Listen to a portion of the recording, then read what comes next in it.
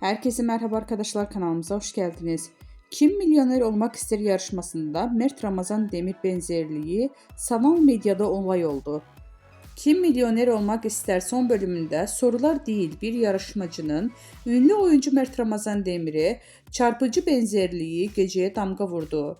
Yarışmacının yayınlanmasının ardından sosyal medyada kullanıcıları adeten alarma geçti. Yeni bölümleriyle ekrana gelen yarışmalardan büyük ödül için verdiğim mücadeleler her zamanki gibi heyecan yarattı. Ancak asıl konuşulan yarışmacılardan birinin Mert Ramazan Demir'e neredeyse birebir benzemesi oldu. Mimikleri, duruşu, yüz hatları, bakışları seyirciler arasında büyük şaşkınlık yarattı. Kullanıcılar gerçek Mert Ramazan Demir mi yarışmada? Bu benzerlik tesadüf olamaz. İkizini bulmuşlar resmen gibi yorumlar paylaşıldı.